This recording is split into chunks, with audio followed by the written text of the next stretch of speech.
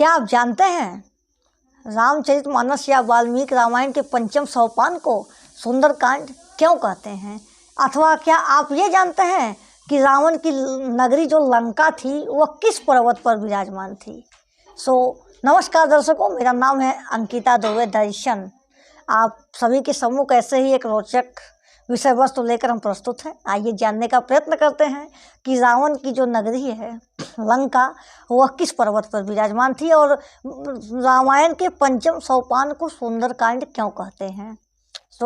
इसका यदि इस कारण पर हम विचार करें तब ज्ञात होता है कि जो रावण का लंका नगरी था वह त्रिकुटांचल पर्वत पर विराजमान था।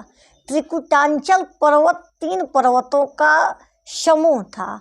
एक जो पर्वतीय भाग था उसे सुपैल नामक पर्वत कहते थे। वो जो पर्वत था उस पर रावण तथा रावण के समस्त सेनाओं का भगवान राम उसी पर्वत पर संहार किए, उसी पर्वत पर वो युद्ध किए थे। उसके बाद जो दूसरा भाग था उसे नील पर्वत कहते थे। अच्छा, नील पर्वत जो है, नील पर्वत वो वही पर्वत है जिस पर रावण की नगरी विराजमान है और रावण के समस्त सेना परिवार परिजन तथा जो उसका मतलब वहाँ के सभी निवासी उसी पर्वत पर निवास करते थे। उसका नगरी जो था उसी पर्वत पे था। अगला जो पर्वत है उसको सुंदर पर्वत कहते हैं। जो सुंदर पर्वत था यह वही पर्वत है, सुंदर पर्वत, जहाँ रावण का उपवन था जिसको हनुमान जी विध्वंस कर दिए थे और माता सीता उसी अशोक वाटिका के नीचे थी जो सुंदर नामक पर्वत था। इस पर्वत के को दृष्टि में ध्यान में रखकर भी सुंदरकांड नाम दिया जा सकता है। और यदि अति महत्वपूर्ण कारण का चर्चा करें तो ये तो स्थान विषय की दृष्टि से सुंदरकांड उस सोपान का नाम पड़ा होगा, यह स्थान विशेष की दृष्टि है। परंतु यदि हम प्रसंग की बात करें तो जैसे वाल्मीकि रामायण को, जैसे वाल्मीकि जी जो लिखे हैं तो गोस्वामी तुलसीदास जी जो लिखे पंचम सोपान को सुंदरकांड कहे तो पहला स्थान के दृष्टि से यह कारण था।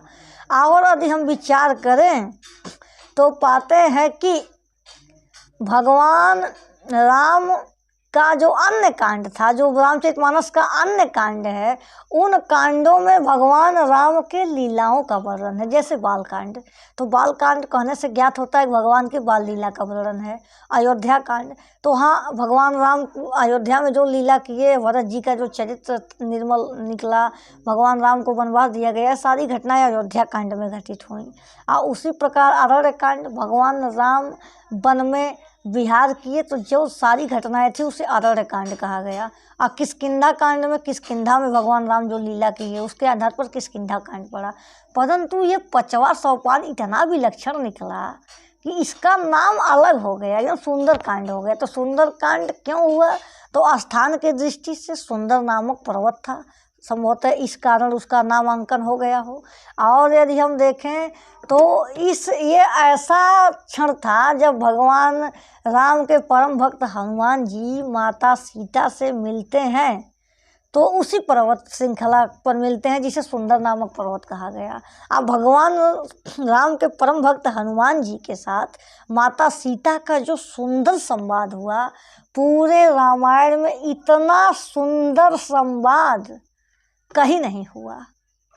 माता सीता जी हनुमान जी को जो वरदान दी, आशीष दे ही राम प्रिय जाना, जो भगवान राम के परम भक्त हनुमान जी को माता सीता वरदान दी थी एक भक्त के लिए, उससे सुंदर वरदान और कोई हो ही नहीं सकता था। वो कौन सा वरदान था? वो वरदान ये था,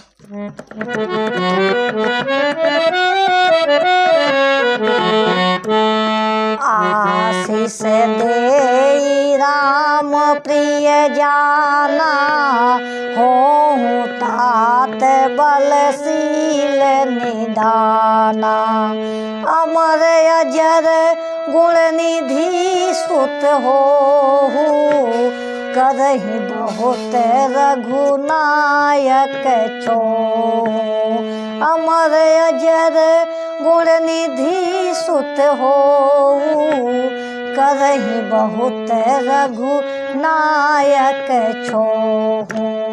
तो माता सीता कहती हैं कि आशीष दे ही राम प्रिय जाना, होहु तात बलशील निधाना। अमर अजर गुण निधि सुत होहु, करही बहुत रघुनायक छोहु। तुम अमर हो जाओ, अजर हो जाओ, रघुनाथ जी के सदा लाडले बने रहो, समस्त गुण तुम्हारे अंदर विद्यमान हो, ऐसा सुंदर वरदान पूरे रामायण में किसी अन्य भक्त को नहीं प्राप्त हुआ। सो भक्त के दृष्टि से मुझे ऐसा प्रतीत होता है, जब स्वामी तुलसीदास जी हों अथवा भगवान वाल्मीकि हों, जब इस पंचम सोपान का नामकरण किए होंगे तो इसी प्रसंग को ध्यान में रख करके किए होंगे, क्योंकि इससे सुंदर वरदान पूरे रामायण में किसी अन्य भगवान के भक्त को नहीं प्राप्त हुआ।